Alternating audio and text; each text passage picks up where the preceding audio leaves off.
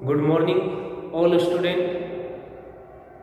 बच्चों, BA part second के कल के हमारे वीडियो में हमने हमारा नया टॉपिक शुरू किया था, उर्दू की इब्तदा के मुख्तलिफ नज़रियात, जिनमें से हमने दो नज़रियात पर चर्चा की थी। पहला, उर्दू भाषा जो उर्दू ज़बान है वो सिंध से बनी। दूसरा, महमूद शिरानी वाला जो नज़रिया था पंजाबी से उर्दू बनी वो। आज हम इसी सिलसिले में इसका तीसरा नज़रिया पेश करने जा रहे हैं कि उर्दू की इब्तदा नवाहे दहली की बोलियों से हुई। देखिए, नवाहे दहली से मुराद ये है कि दहली के आसपास के जितने भी इलाके हैं, चारों तरफ के जितने भी इलाके हैं, उन बोलियों से किस तरह से उर्दू ज़बान की इब्तदा हो रही है, शुरुआत हो रही है। देखिए, प्रोफेसर मशहूद हुसैन खान ने अपनी किताब मुकद्दमा तारीख़ ज़बान उर्दू में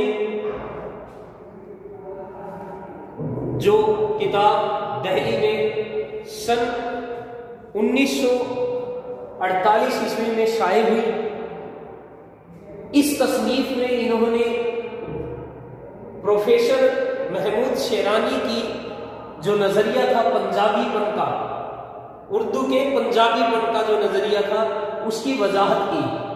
इसके अलावा इन्होंने उर्दू में हरियाणीपन भी बताया और ये बताते हैं कि उर्दू जो ज़बान है वो दहली के नवाहे, दहली के आसपास या गर्दोपेश की जो ज़बानें थी, आसपास की चारों तरफ की जो ज़बानें थी, उन ज़बानों का एक संगम मिलकर उर्दू ज़बान बनी है।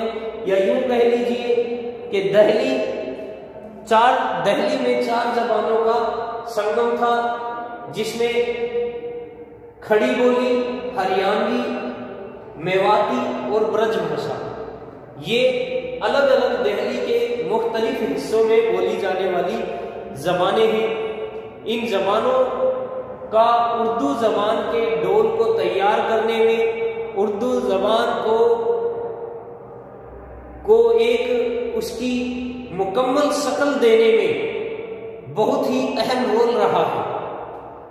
इन चार ज़बानों से मिलकर उर्दू ज़बान की मुकम्मल शक्ल तैयार हुई। ये नज़रिया मशहूद हुसैन खान अपनी किताब मुकद्दमा ज़बान उर्दू, जो किताब है इनकी तारीख़ ज़बान उर्दू, उस किताब में इस कौल की वजाहत पूरी तरह से करते हैं। देखिए, इसमें जैसे कि जो शमाल और मगरिब का हिस्सा है वहाँ पर हरियाणी बोली बोली जाती है।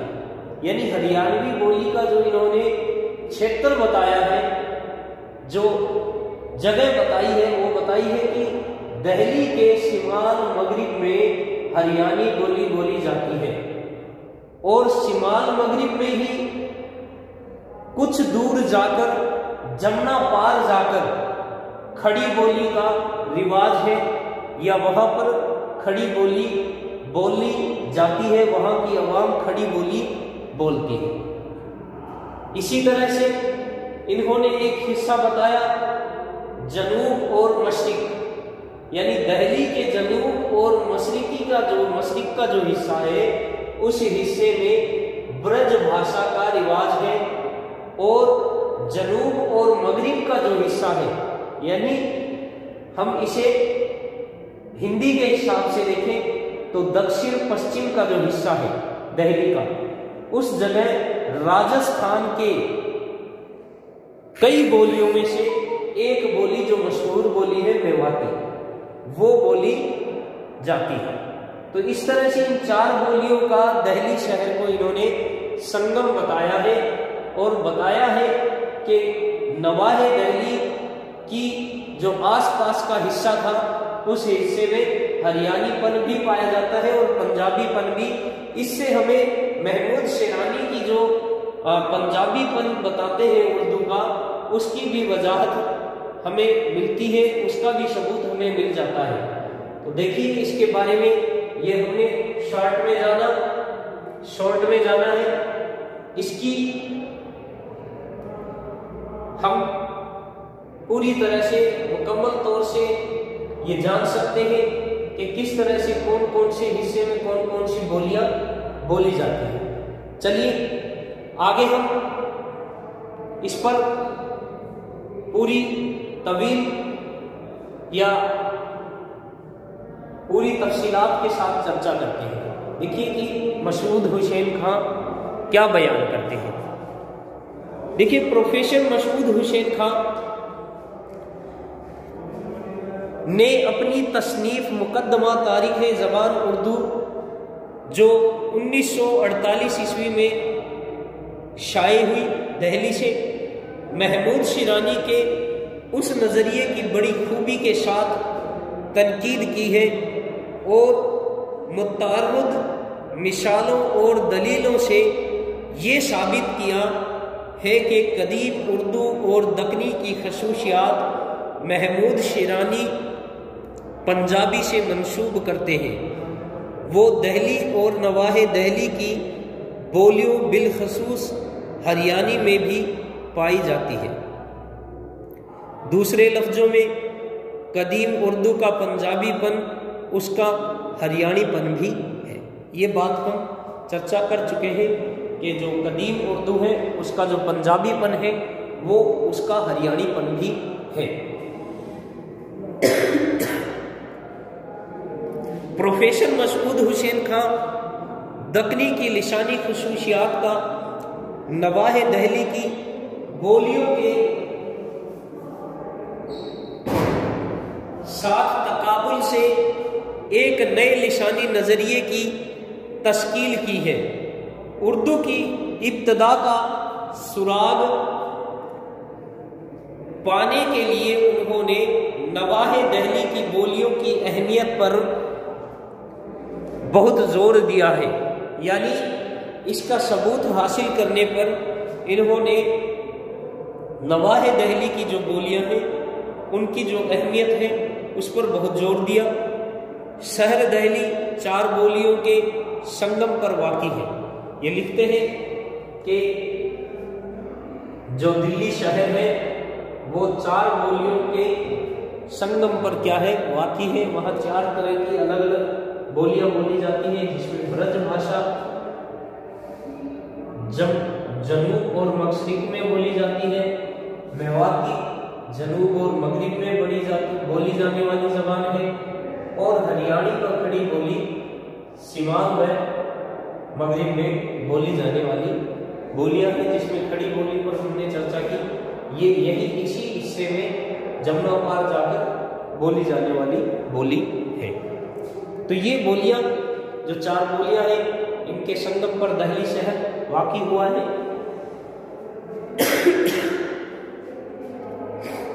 लिखते हैं हरियाणी दहली के शिमाल मगरिब में, जमुना पार और दहली के शिमाल मगरिब में ही खड़ी बोली का चलन है। दहली के जनूब मशरिक में कुछ दूर चलकर ब्रज भाषा शामिल हो जाती है और दहली के जनूब मगरिब में हिस्से में राजस्थान की एक बोली मेवाती बोली जाती है। बकौल प्रोफेसर मसऊद हुसैन खां उर्दू के इर्तिका में इन तमाम बोलियों के असरात मुख्तलिफ ज़बानों में पढ़ते रहे हैं। हरियाणी ने कदीम उर्दू की तश्कील में हिस्सा लिया, यानी हरियाणी जो बोली है उसने कदीम उर्दू को शक्ल देने में हिस्सा लिया। और खड़ी बोली ने जदीद उर्दू का डोल तैयार किया, यानी जो ये खड़ी बोली है इसने जो नई उर्दू थी उसका डोला तैयार किया है, डोल तैयार किया है, डील डोल जिसे हम बोलते हैं, वो तैयार करने में मदद दी है। ब्रज भाषा ने उर्दू का मयारी लबो लहजा मुतय्यन करने में मदद दी। ब्रज भाषा ने वो उर्दू का जो मयारी लबो लहजा है उसको तैयार करने में मदद करती है। और मेवाती ने कदीम उर्दू पर अपने असरात छोड़े हैं, और जो इसी के साथ मेवाती जबान है ये भी कदीम उर्दू पर अपने असरात छोड़ती है हरियाणी के साथ में मिलकर।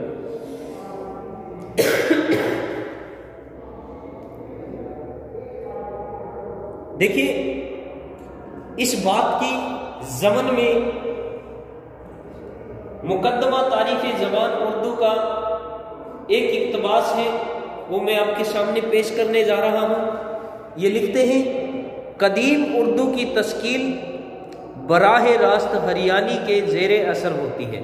यानी कदीम उर्दू है उसकी जो शक्ल तैयार हो रही है वो किसके रास्ते से हो रही है? हरियाणा के जो हरियाणवी ज़बान है उसके रास्ते से, उसके असरात से तैयार हो रही है। उस पर रफ्ता रफ्ता खड़ी बोली के असरात पड़ते हैं। और जब 15वीं सदी में आगरा,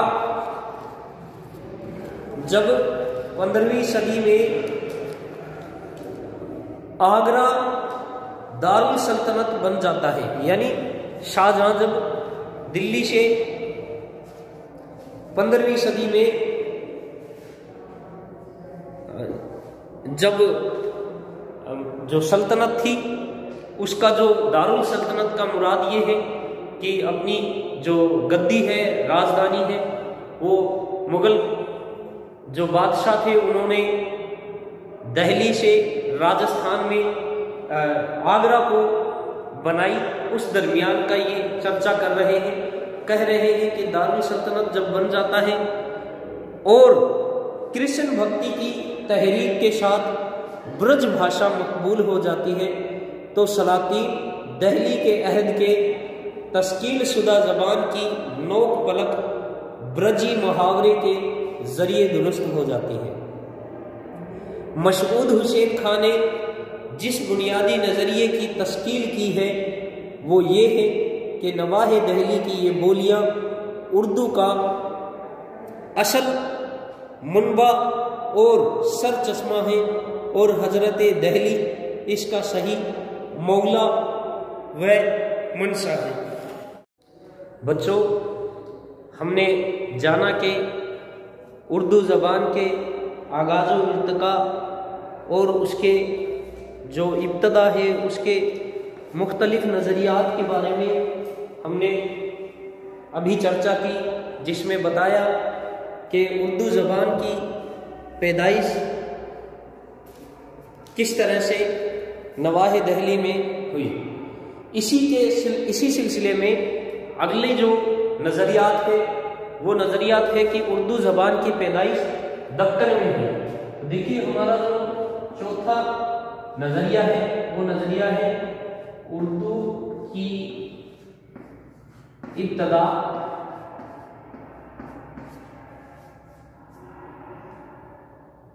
दक्कन में हुई।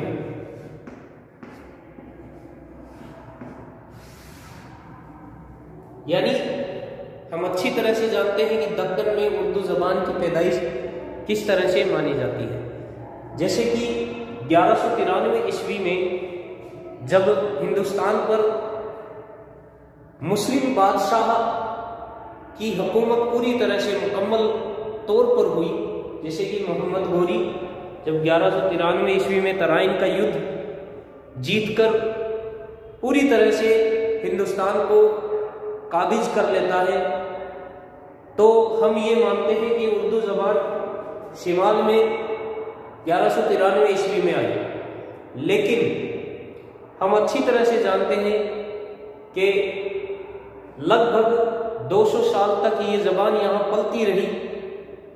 इसकी पैदाइश हुई, बचपन बीता, लेकिन जब तुगलक वंश का दौर आता है तब मोहम्मद बिन तुगलक यहाँ से अपना पाए तख्त दिल्ली से उठाकर दक्कन की तरफ मुकीम कर लेता है और अपने जो उस दौर के सूफिया इकराम थे, उलमा इकराम थे, जितने भी बाशिंदे थे, हुक्मन, उनको ये कहा जाता है कि हम दक्कन की तरफ चल रहे हैं, वहाँ जा रहे हैं। तो बहुत से लोगों को वो वहाँ से साथ अपनी आवाम को या फिर मतलब खास लोगों को दक्कन की तरफ लेकर जाता है और देवगिरी को अपना पायतख्त कायम कर लेता है, बना लेता है। तो जब देवगिरी वो पहुँचता है तो वहाँ पर अपना पायतख्त जमाता है। लगभग 1327 ईस्वी में वो वहाँ पर पहुँचता है। तो 1327 ईस्वी में जब वो वहाँ पहुँचता है तो जो उसके साथ में जो सूफिया इकराम गए हैं, उलमा इकराम गए हैं, जो अशखास और अवाम पहुँची है, उनकी ज़बान कुछ अलग है। जाहिर सी बात है कि उनकी ज़बान कदीम उर्दू कह सकते हैं या दहलवी है। वो दहलवी ज़बान वहाँ से लेकर दक्कन में जाते हैं और जब दो ज़बानों का संगम होता है तो एक नई ज़बान पैदा होती है। इस कौल की हम वजाहत कर सकते हैं कि दक्कन में उर्दू ज़बान की पैदाइश हो रही है या दक्कनी ज़बान से उर्दू ज़बान की नया डोल तैयार हो रहा है, हौला तैयार हो रहा है। तो ये भी वजाहत हो सकती है कि दक्कन में उर्दू ज़बान की पैदाइश हुई। तो इस सिलसिले पर और इस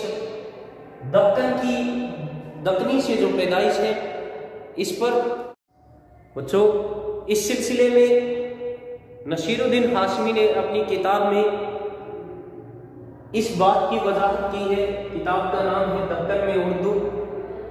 उस किताब में अपनी इस तसनीफ में ये वजाहत करते हैं कि उर्दू ज़बान की पैदाइश दक्कन से हुई। चलिए इस पर तफसील से चर्चा करते हैं, वो क्या लिखते हैं अपनी किताब में। देखिए, फतेह दहली के 1193 ईस्वी 100 साल बाद अलाउद्दीन खिलजी की फौजों के साथ उर्दू दक्कन पहुंची।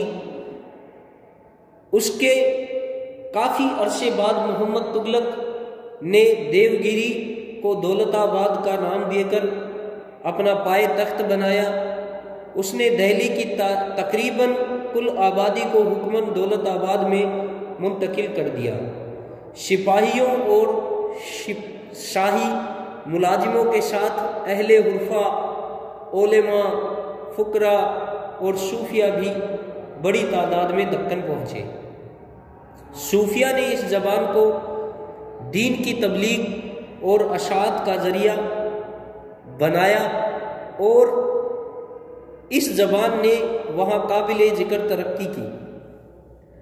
इसलिए बाज़ अहले कलम ने यह ख्याल जाहिर किया कि उर्दू दक्कन में पैदा हुई, क्योंकि मुसलमान अवलन इलाका सिंध के अलावा सवाहिल, मालाबार, कारोमंडल पर भी नमोदार हुए थे।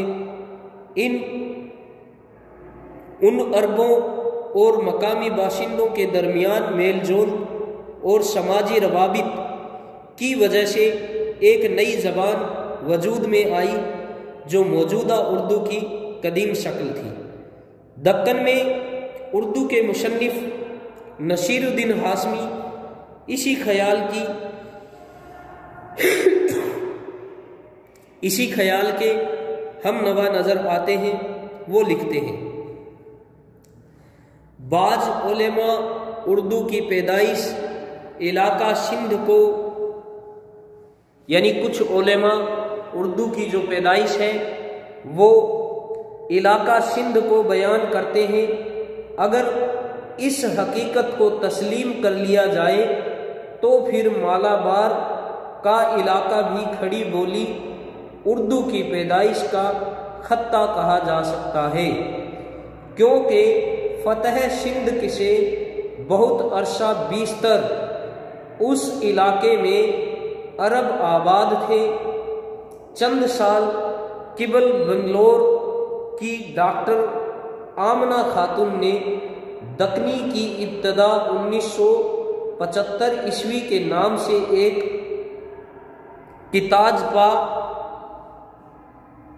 किताबचा शाये किया, जिसमें उन्होंने दक्कनी को उर्दू से एक अलहदा ज़बान करार दिया।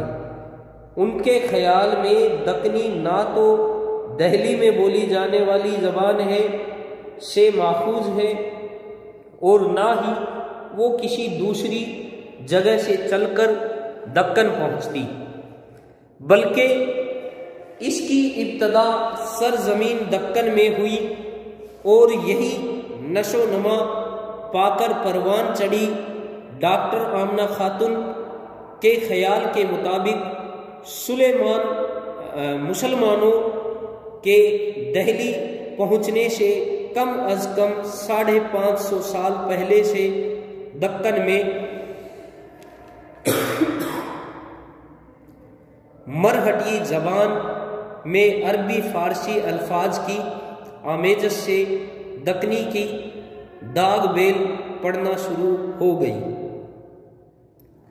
उर्दू के दक्कन में पैदा होने का नज़रिया किसी भी तरह काबिले जिक्र नहीं हो सकता, क्योंकि जनूबी हिंद के बहरी रास्तों से जो अरब या अरब मुसलमान दक्कन में आए, उनका ज़्यादातर शाबका द्राविड़ों या द्राविड़ी खानदान की ज़बानों, ख़ास तौर पर मलयालम, तमिल और कन्नड़ या उनकी कदीम शक्लों से पढ़ा।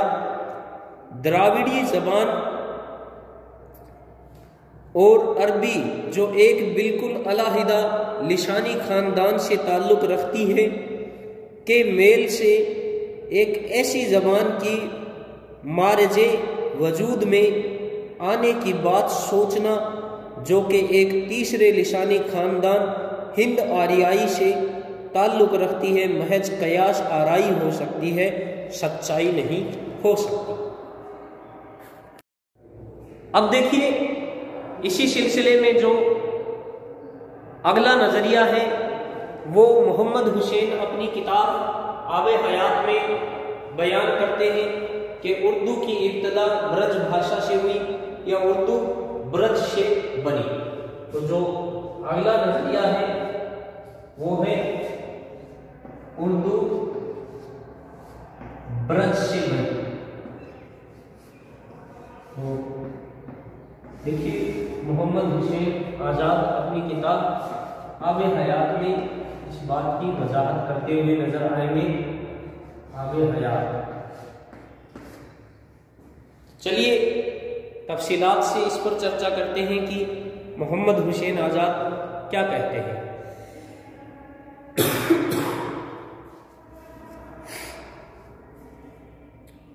उर्दू की इब्तदा के बारे में मोहम्मद हुसैन आज़ाद 1832 से 1910 ने आब हयात में जो बात कही वो ये है।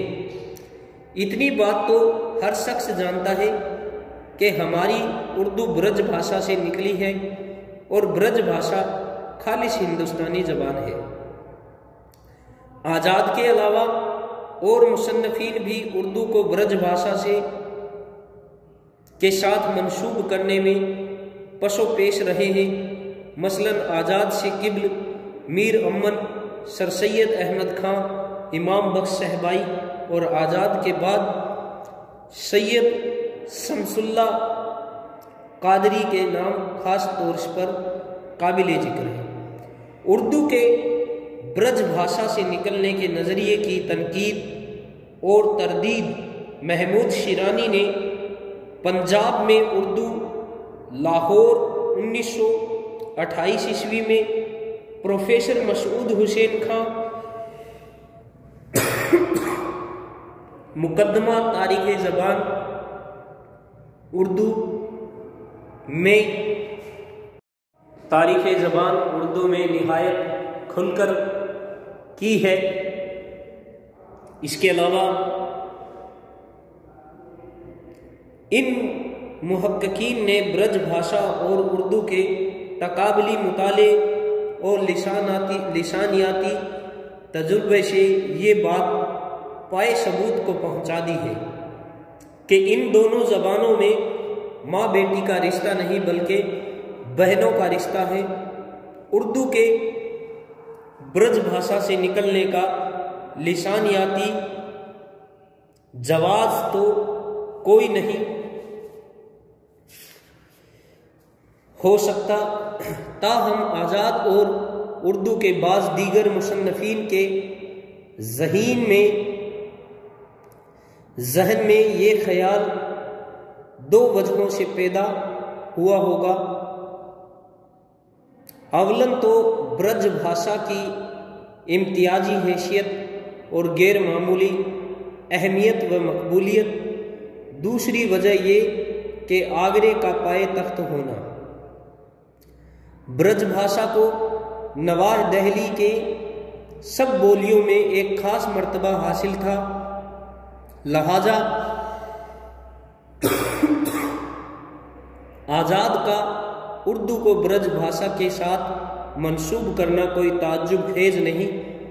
प्रोफेसर मसूद हुसैन खान ने ये बिल्कुल दुरुस्त फरमाया है कि आज़ाद ने महज रिवायतन ब्रज को उर्दू का माखज़ बताया है।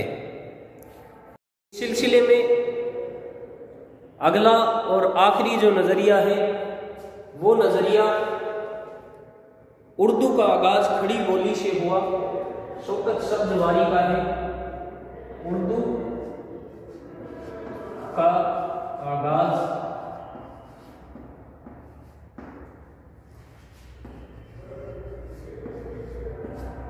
खड़ी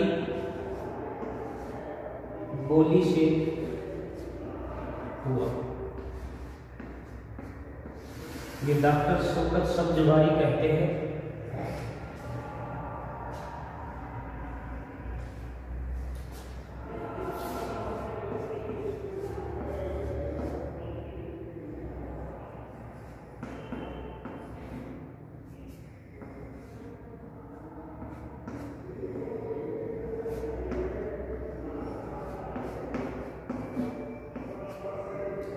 डॉक्टर शौकत सब्ज़वारी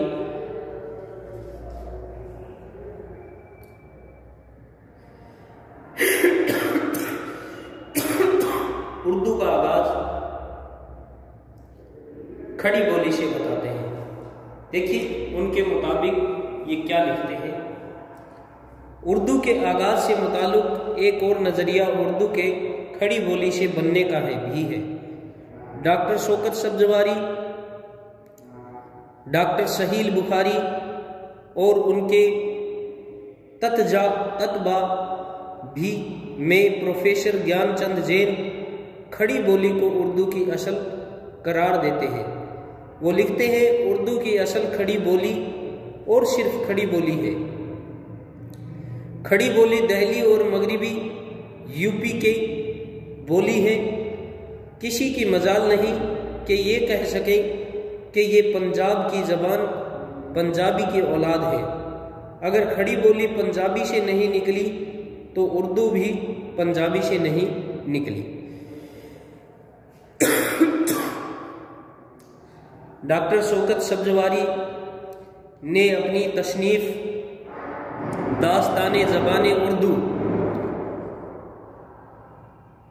यानी डॉक्टर शौकत सब्ज़वारी 1908 ईस्वी से 1973 ईस्वी, इन्होंने अपनी तसनीफ़ दास्तान ज़बान उर्दू दिल्ली में ये शाये हुई 1961 ईस्वी में।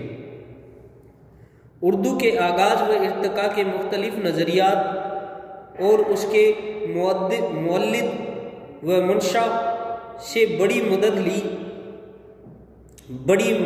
मुदल्लिल और तफसीली बहस की है।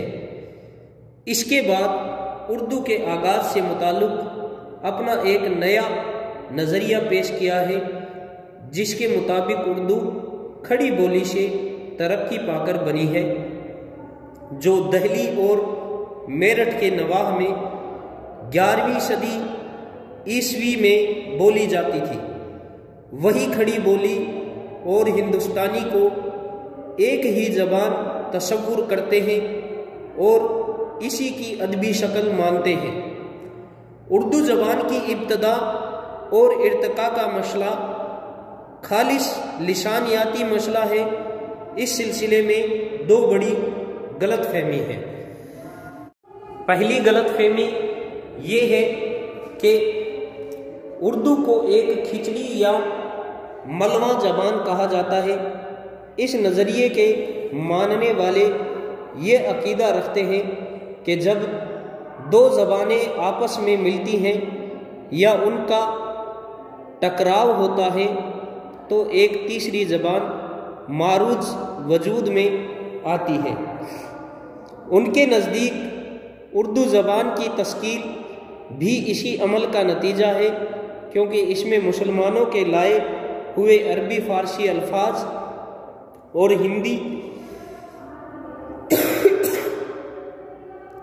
हिंदीउल असल अल्फाज की आमेज़श पाई जाती है। इस किस्म के नज़रियात रखने वाले अहले इल्म ये भूल जाते हैं कि हर ज़बान की अपनी एक असल होती है जिससे वो ज़बान तश्कील पाती है। एक असास होती है, एक बुनियाद होती है जिस पर उस ज़बान का ढांचा तैयार होता है, और सबसे बढ़कर एक मखसूस व मुमेज़ ज़बान होती है जिससे तरक्की पाकर वो ज़बान वजूद में आती है। किसी ज़बान में गैर ज़बानों के अल्फाज की मौजूदगी से उस ज़बान के बुनियादी ढांचे में किसी किस्म का फ़र्क पैदा नहीं होता। फिर हम आसिफा, आसफिया, सैयद अहमद दहलवी में मंदरजा तमाम अल्फाज की तादाद 9 से 54 बताई गई है। इसमें अरबी के 7,584 और फ़ारसी के 6,541 अल्फाज शामिल हैं, जिनकी मजमूई तादाद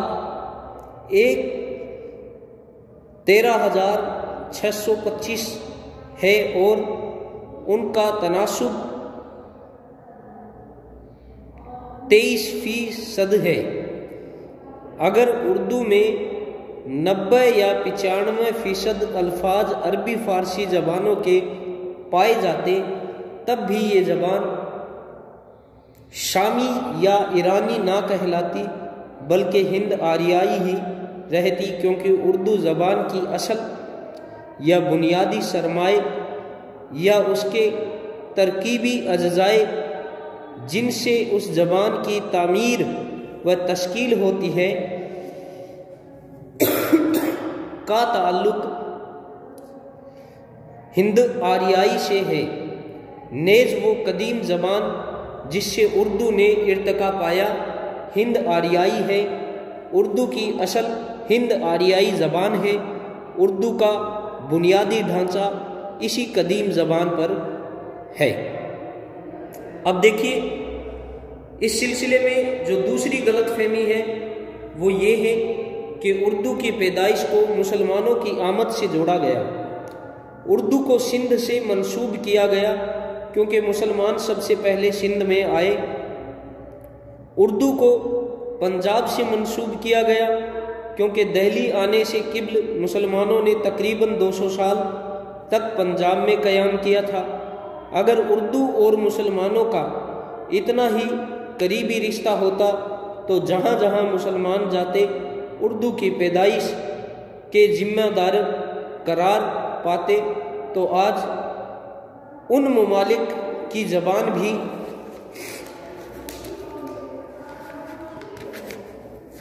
उर्दू ही होती।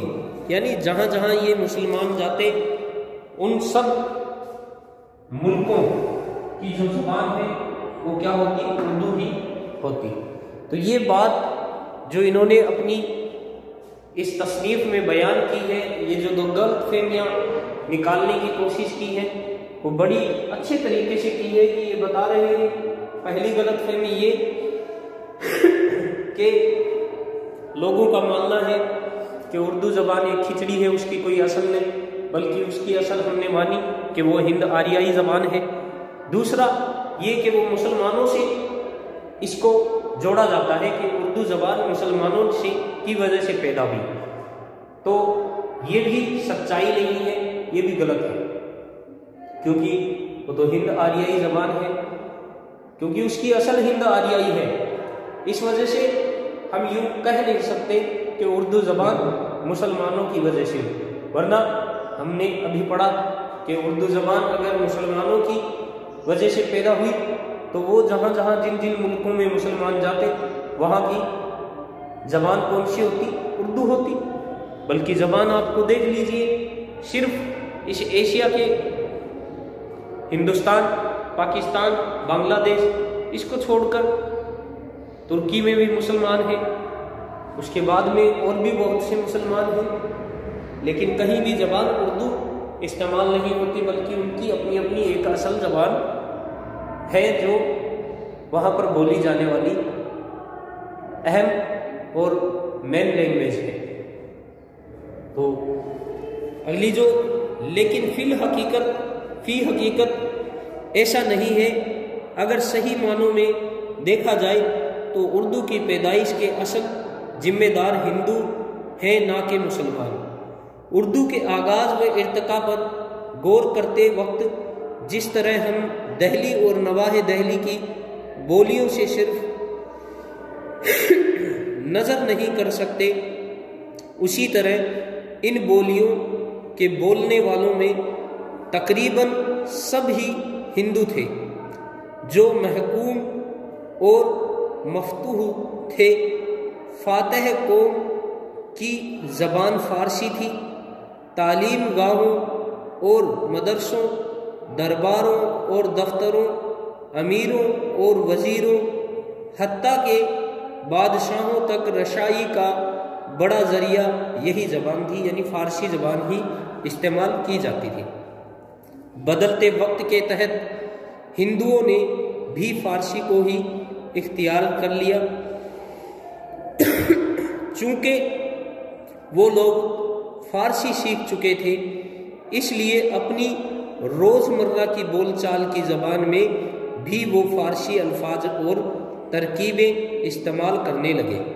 इसी तरह हिंदुओं में बोली जाने वाली ज़बान या बोली जो एक मखसूस अहद में, मगरिबी यूपी, दहली और उसके नवाह में उभर कर सामने आई थी, अरबी फ़ारसी अल्फाज की शमूलियत से निखरने लगी। उस ज़बान का उभार और निखार उर्दू का उभार और निखार करार पाता है। शुरू में ये ज़बान अपनी उस मकामी खसूसियत के बाइस हिंदी कहलाई। उस वक्त उसके बोलने जानने वाले तकरीबन सब ही हिंदू थे। मशहूर मौरख डॉक्टर ताराचंद 1888 से 1973 ईस्वी ने अपनी किताब अल कलूश of Islam on Indian culture में इस सूरत हाल की बड़ी हकीकत पसंदाना अक्कासी की है। वो लिखते हैं,